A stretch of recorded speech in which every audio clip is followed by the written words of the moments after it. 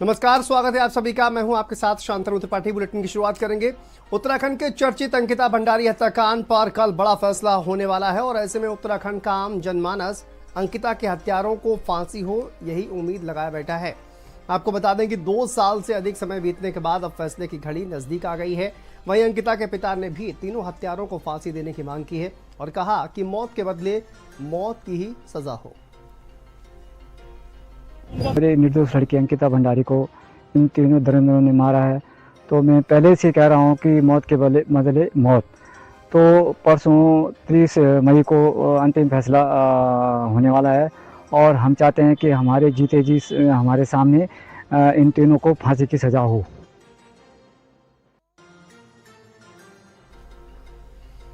तो देखिए, अंकिता भंडारी के पिता वीरेंद्र भंडारी को आपने सुना, मौत के बदले मौत की सजा की मांग उनके द्वारा की जा रही है। लेकिन कल अहम दिन है और अंकिता भंडारी मामले को लेकर कल आप देखिए किस तरह से फैसला आएगा, वो देखना होगा। अंकिता भंडारी हत्याकांड मामला काफ़ी ज़्यादा सुर्खियों में रहा उत्तराखंड में और अब इसको लेकर फैसला आने वाला है। अब देखना होगा कि कोर्ट इस पूरे मामले में क्या सजा सुनाता है। तो ये बड़ी खबर सामने आ रही है, अंकिता भंडारी हत्याकांड से जुड़ी है खबर। चलिए, आलोक हमारे सहयोगी जुड़ गए हैं। आलोक, कल देखिए फैसला आने वाला है। अंकिता भंडारी का मामला काफी ज्यादा हो हल्ला भी देखने को मिला है उत्तराखंड में। इस पूरे मामले को लेकर अभी क्या जानकारी सामने आ रही है? देखिए शांतनु, 19 तारीख को अंकिता भंडारी हत्याकांड में कोर्ट की हेयरिंग जो है वो हुई थी। उसके बाद अब कल कोर्ट की हेयरिंग है। कल एक अहम फैसला कोर्ट की तरफ से आ सकता है। इस बार अंकिता भंडारी जो हत्याकांड है उसका फैसला फिलहाल कोटद्वार के डिस्ट्रिक्ट कोर्ट में किया जा रहा है और काफी वक्त हो गया है। अंकिता के परिजन जो है वो भी लगातार न्याय की गुहार कोर्ट से लगा रहे हैं। अब 30 तारीख यानी कि कल को एक अहम फैसला कोर्ट की तरफ से आ सकता है। आखिरी हेयरिंग जो है 19 तारीख को हुई थी। अब इसमें क्या कोर्ट फैसला सुनाता है, क्योंकि अंकिता के जो माँ बाप हैं उनका साफ तौर पर कहना है कि जो दोषी है इस हत्याकांड में उनको फांसी की सजा दी जाए। हालांकि क्या कुछ कोर्ट का फैसला कल सामने आता है, इस पर सबकी निगाहें टिकी हुई हैं, क्योंकि बहुत बहुचर्चित हत्याकांड ये रहा है और काफी वक्त से, जैसे मैंने आपको बताया कि परिजन जो है मदद की गुहार लगा रहे हैं, न्याय की गुहार लगा रहे हैं। कोर्ट की कल की हियरिंग पर सबकी निगाहें टिकी हुई हैं। अब देखना यही है कि क्या कुछ फैसला कोर्ट का सामने आता है। जी शांतनु। लोग जिस तरह से उन्होंने मांग की है, लेकिन देखिए तमाम सबूतों तथ्यों के आधार पर फैसला जाहिर है कि कोर्ट सुनाएगा और इस तरह से सुनवाई भी इस पूरे मामले पर चल रही थी। राजनीति भी इस पूरे मामले पर काफ़ी ज़्यादा हो रही थी, लेकिन एक पिता के तौर पर उन्होंने कहा कि उनके जीते जी वो ये चाहेंगे कि फैसला जो है उनके हक में आए और जो वो चाहते हैं वही फैसला सामने आए। आगे भी तो देखिए, इसमें हत्याकांड में कई नामी गिरामी चेहरों के नाम भी सामने आए थे, तो आपकी बात भी इसमें भी कोई दो राय नहीं है कि इसमें राजनीति भी देखने को मिली थी। हालांकि अब कोर्ट के ऊपर ये डिपेंड करता है कि कल के फैसले में क्या कुछ देखने को मिले, क्योंकि जैसा मैंने आपको बताया भी कि परिजन लगातार ये मांग कर रहे हैं कि अंकिता के जो दोषी है, जो हत्याकांड के दोषी है, उन्हें सख्त से सख्त सजा जरूर हो, उन्हें फांसी की सजा हो। सबकी निगाहें भी मैंने जैसे आपको बताया टिकी हुई है इस केस के ऊपर और काफी वक्त से जो ये केस है, ये कोटद्वार केस कोर्ट में जो है फिलहाल चलता हुआ नजर आ रहा है। लेकिन अब कल का फैसला जो है काफी अहम रहने वाला है। जो लोग इसमें जुड़े हुए थे उन पर भी कहीं ना कहीं गाज गिराने का काम कोर्ट ने किया है। पहले भी जो वहाँ के दूसरे क्षेत्र के विधायक थे और जो डीएम थे, जिलाधिकारी थे, उन पर भी कोर्ट ने गाज गिराई थी। कल दोषियों पर सजा के लिए क्या कुछ प्रावधान आता है, क्या कुछ कोर्ट डिपेंड करता है, क्या कुछ उसका निश्चय होता है, ये देखना दिलचस्प जरूर होगा। साथ बिल्कुल आलोक, और देखिए पोस्टर भी जिस तरह के सामने आ रहे हैं लोगों में, एक तरह का आपने देखा कि रिएक्शन जो है लोगों का वो किस तरह का सामने आ रहा है कि अंकिता भंडारी के हत्यारों को फांसी होनी चाहिए। ये भी पोस्टर इस तरह के निकलकर सामने आ रहे हैं और इस तरह के लोगों की जनभावनाएं जो है वो कहीं ना कहीं अब जाहिर हो रही हैं। शांतनु, देखिए आपको बताना चाहूंगा, वजह से कई बार जो है देखने को मिला कि जो लोग हैं सड़कों पे आके जुलूस भी उन्होंने निकाला, इसका विरोध भी लोग करते हुए नजर आए। तो लोगों के सेंटीमेंट से जुड़ा हुआ ये पूरा मामला है और इसके जो फांसी देने के पक्ष में जो लोग हैं वो लगातार इस तरह के पोस्टर्स भी शेयर कर रहे हैं, सोशल मीडिया के जरिए हो या रैली निकाल कर हो या आंदोलन के तौर पर हो। ये लगातार अंकिता हत्याकांड में हमें देखने को मिला था। जैसा मैंने आपको बताया भी, कल इसका एक अहम फैसला आना है। कोटद्वार के कोर्ट में ये मैटर पूरा चल रहा है। इसके फैसले में क्या कुछ निर्णय कोर्ट लेता है, ये देखना दिलचस्प जरूर होगा। शांति बिल्कुल, जो तमाम आरोपी हैं अभी आलोक, अगर बात की जाए तो आरोपियों को लेकर भी देखिए जिस तरह की मांग जो है वो की जा रही है, काफ़ी दिलचस्प है। बहुत शुक्रिया फिलहाल आलोक आपका इस तमाम जानकारी के लिए, अपडेट के लिए।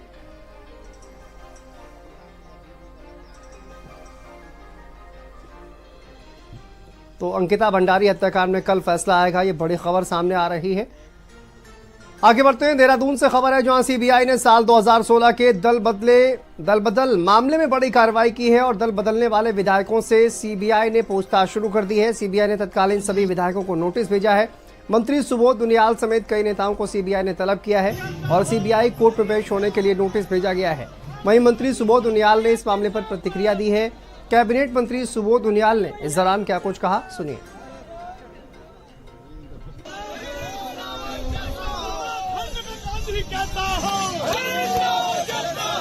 नोटिस जारी, देखिए हरीश रावत जी के खिलाफ कोई सीबीआई में केस है और उसमें पहले भी एक बार हमारी गवाही हो चुकी है। अब दोबारा जो आईओ हैं उन्होंने फिर दोबारा गवाही के लिए सबको भेजा है कि साहब आप करके हम लोगों से कुछ मालूम करना होगा घटना के बारे में। उस बारे में एक आया नोटिस। हाँ, हरीश जो यूनियन गवर्नमेंट ने जो हरीश रावत जी के खिलाफ सीबीआई जांच बैठाई है, उसी में उन लोगों ने हमको गवाही के लिए मंगवाया। सीबीआई के नोटिस पर बोले पूर्व सीएम हरीश रावत, कहा आर्काइव से निकालकर फिर से मामला लाए हैं। हरीश रावत ने कहा हमने पहले भी झेला है और अभी भी झेलेंगे। हरीश रावत का यह बयान सामने आया है। सीबीआई के नोटिस पर पूर्व मुख्यमंत्री हरीश रावत का यह बयान सामने आया है। उत्तराखंड के पूर्व सीएम हरीश रावत ने कहा आर्काइव से निकालकर फिर से ये मामला लेकर आए हैं और हमने पहले भी झेला है, आगे भी झेलेंगे।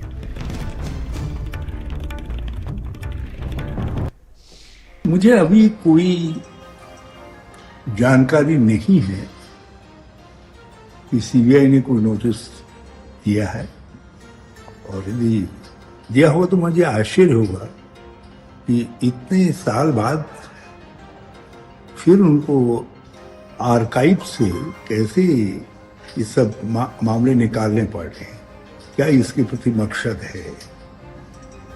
हो सकता है विधानसभा चुनाव आ रहे हैं, इधर देखा हो कि मेरी गतिशीलता कुछ बढ़ गई है, तो इसलिए मुझे नमस्ते हरीश रावत कहना चाहते हूँ।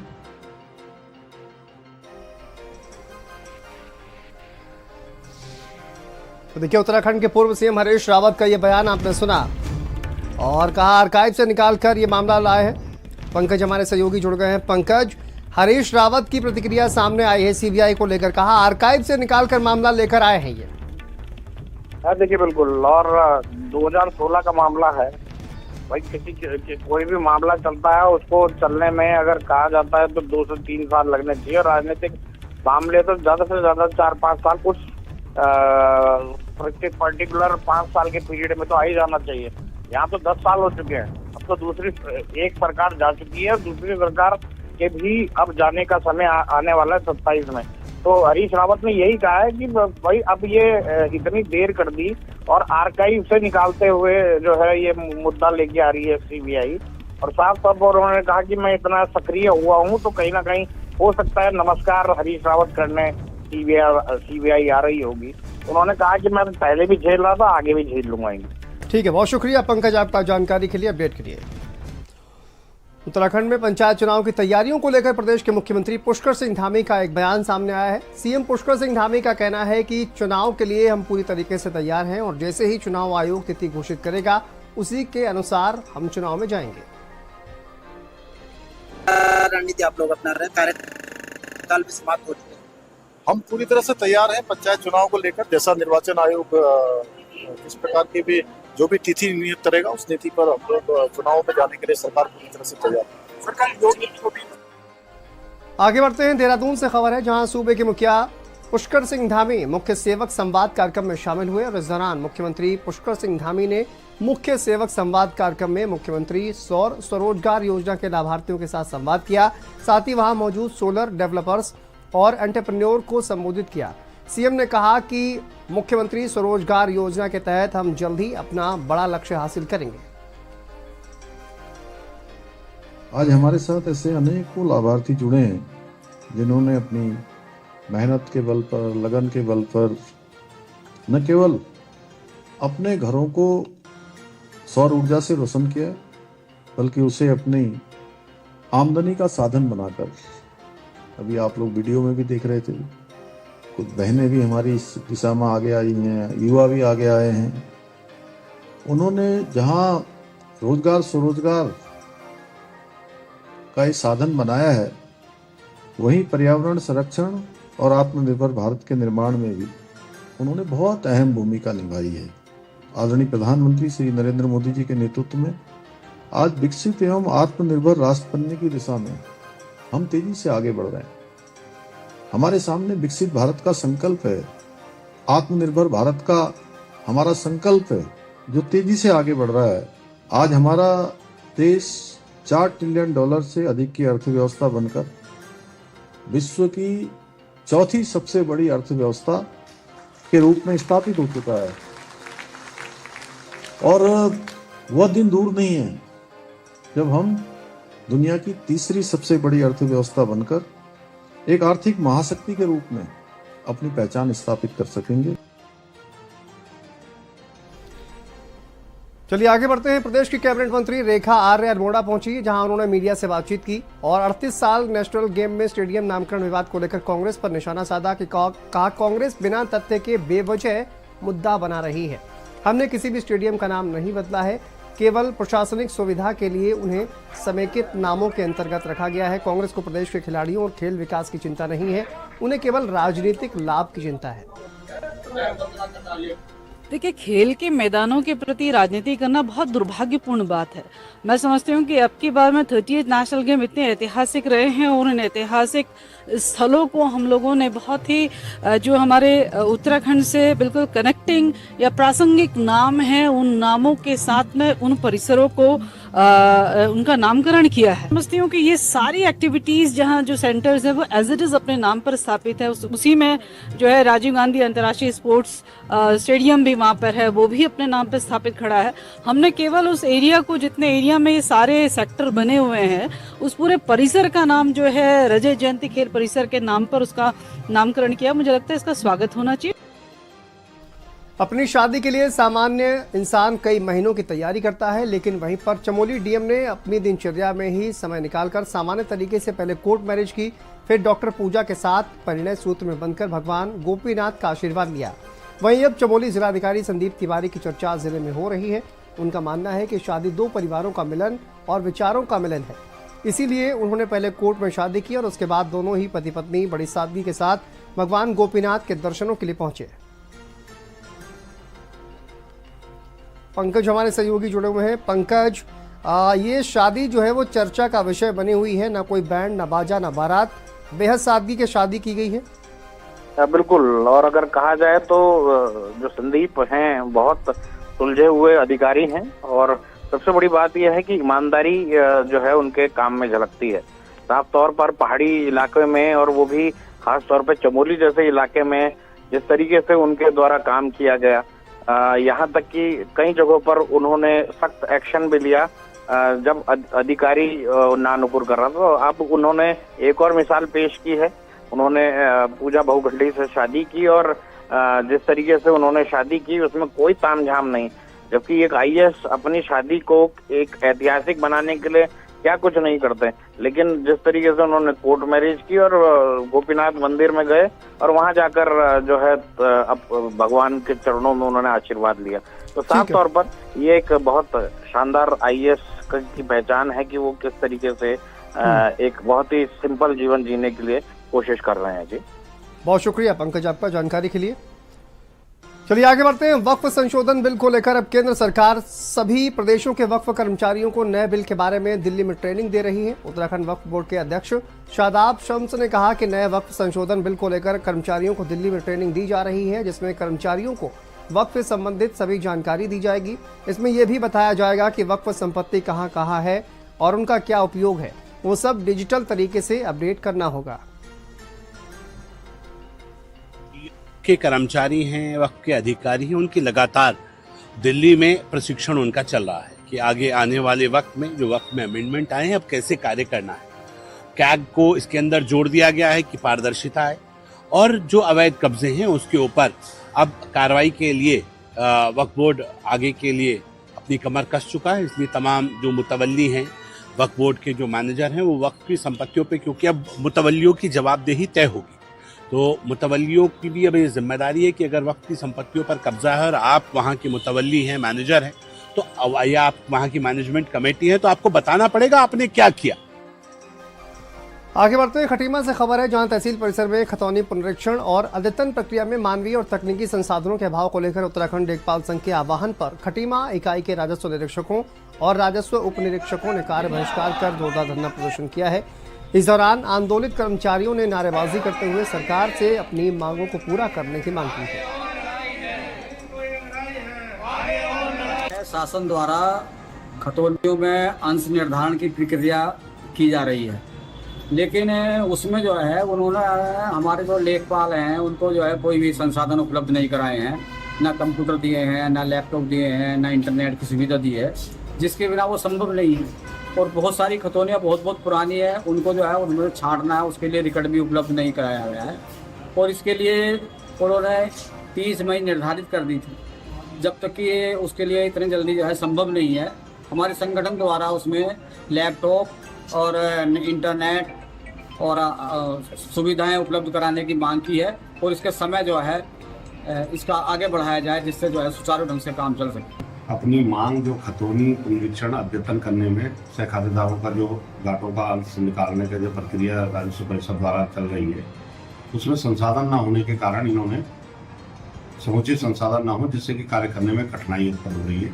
लिहाजा हमें संसाधन उपलब्ध कराया जाए, उसमें इन्होंने 3 दिन का ये कार्य बहिष्कार कर प्रत्येक तहसील में धरना दिया, जो 27 तारीख से लेकर 29 तारीख तक ये धरना है। इसके उपरांत इनके द्वारा जो अपना ये नोटिस दिया है, इसमें यह है कि अगर ये मांगे हमारी पूरी नहीं होती तो आगे हम प्रदेश स्तर पर व्यापक आंदोलन की रणनीति तैयार करेंगे। चलिए आगे बढ़ते हैं, ऊधम सिंह नगर से खबर है जहां नगर के वार्ड नंबर 2 में स्थित बंधन बैंक शाखा के खिलाफ आज पीड़ित दर्जनों ग्राहक महिलाओं ने कोतवाली पहुंचकर बंधन बैंक कर्मचारियों पर उत्पीड़न का आरोप लगाते हुए कोतवाली में तहरीर सौंपी है। सभासद अविनाश वाल्मीकि और रेहान अंसारी ने अपने वार्डों की ग्राहक पीड़ित महिलाओं के साथ कोतवाली पहुंचकर शिकायत दर्ज कराई।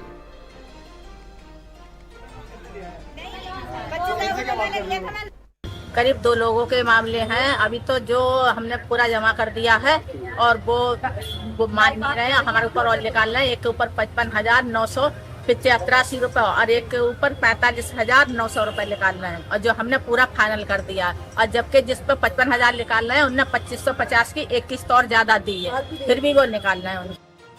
मेरी माताओं का ये कहना था कि जो बंधन बैंक है या सिद्धार्थगंज शाखा, इनके द्वारा इन लोगों ने लोन लिया। अब इनका ये कहना है कि जो इन बंधन बैंक वालों ने जो इनको पासबुक दी है उसमें पूरी एंट्री है, जो कर्मचारी बंधन बैंक का वसूली करने के लिए इनके घर जाता था उसके पूरे साइन हस्ताक्षर है उस बुक में, जो इन लोगों ने मुझे बताया।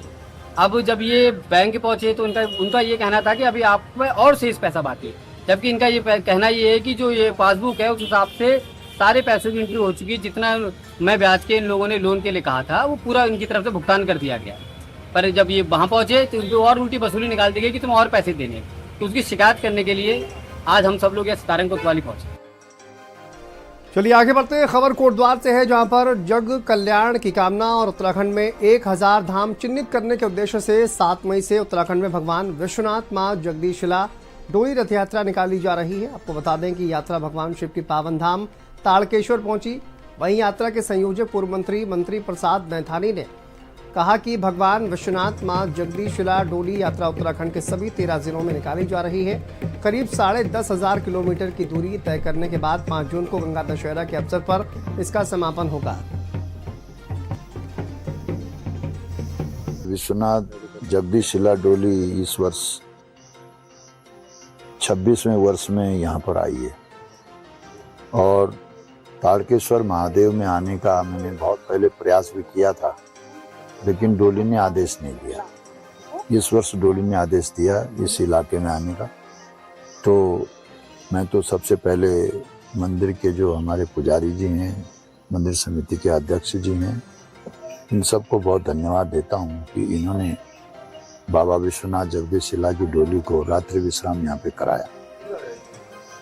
जहाँ तक ताड़केश्वर यहाँ पे ताड़केश्वर का सवाल है। खबर देहरादून से है, जहां पर नगर निगम दुकानों और प्रतिष्ठानों पर लाइसेंस शुल्क लेने की तैयारी कर रहा है। वहीं व्यापारियों ने लाइसेंस शुल्क के निर्णय को वापस लेने की मांग शुरू कर दी है। देहरादून के अलग अलग व्यापारी वर्गों से अब तक नगर निगम में 93 आपत्तियां आ चुकी हैं। नगर निगम ने 31 मई तक समय दिया है। वहीं 31 मई तक आपत्तियां लेने के बाद नगर निगम के द्वारा एक समिति बनाई जाएगी, जिसमें दून के अलग अलग व्यापारी वर्गों के एक सदस्य को शामिल किया जाएगा और समिति में जो भी निर्णय आएगा उस पर फैसला लिया जाएगा। देखिए, अभी तक हमारे पास 93 आपत्तियां आ चुकी हैं और 31 हमारी इसमें डेट थी कि 31 तक हम इसमें सारी आपत्तियों को सुनेंगे, हमारे पास आएंगी और उसके बाद हम उस पर विचार करेंगे। तो आपत्तियां हमारे पास 93 आ चुकी हैं। तो हमने आज ये निर्णय लिया है कि हम तमाम अपने जितने भी संगठन हैं, जितने व्यापार मंडल के वरिष्ठ हैं, प्रमुख हैं और अन्य समूह संगठन जितने भी हैं, और उन सबको उनके प्रमुखों को लेते हुए एक समावेशी समिति इसमें गठित करेंगे। खबर ऋषिकेश से है, जहां मानसून सीजन की पूर्व तैयारी करते हुए निगम की ओर से विशेष अभियान चलाया जा रहा है। इसमें शहर में पानी की निकासी के लिए तमाम नालों इत्यादि की सफाई की जा रही है। साफ सफाई के लिए नगर निगम के द्वारा विशेष नाला सफाई भी टीम बनाई गई है। वहीं नगर आयुक्त शैलेंद्र सिंह नेगी ने बताया है कि मानसून के दृष्टिगत ऋषिकेश नगर के सभी नालों की तली झाड़ सफाई का कार्य विगत 1 माह से जोरों पर चल रहा है। मानसून पूर्व तैयारी के अंतर्गत हम लोग सभी जो हमारे बड़े नाले और छोटे नाले हैं उनकी सफाई कर रहे हैं और युद्ध स्तर पर हम लोग इस काम को कर रहे हैं। आज भी हमारे कम से कम 3 वार्ड में जो है ये नाले सफाई का काम चल रहा है। एक तो बहुत बड़ा ये टास्क रहता है, क्योंकि यदि नाले साफ रहेंगे तो जो बरसात का जो पानी है वो सीधा जो है चला जाता है, अन्यथा वो जो है उसका जल भराव से निकलती है।